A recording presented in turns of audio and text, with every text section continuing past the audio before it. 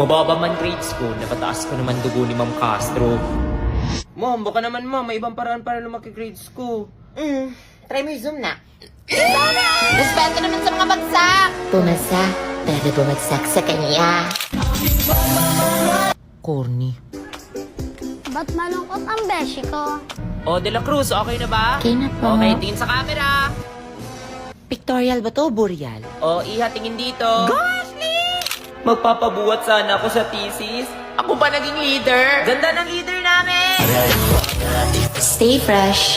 Yung grades natatago, pero yung mukha, di po. Grabe, nakakamotivate yung motto niya. Class dismiss. Class, ito na yung last meeting natin, ha? See you sa graduation. Uy, ayos ka lang. 1, 2, 3, tinakayuhang kaklase ko. Guys, huwag kayong ganyan. 4, 5, 6, kayo pa rin ang best kahit worst ang section natin. Naiiyak ako. Paalam sa mga kulitan at kopyahan, sa mga tawanan at vacant na kantahan. Instead of saying you're the best section ever, I'll say, huwag niyong isipin ang sabihin ng iba. Proud ako sa inyo. Tandaan niyo, isa kayong kalawakan. Oo, naman ng mga to. Ma'am, kailan nga yung graduation? This May, nak, bakit manonood ka?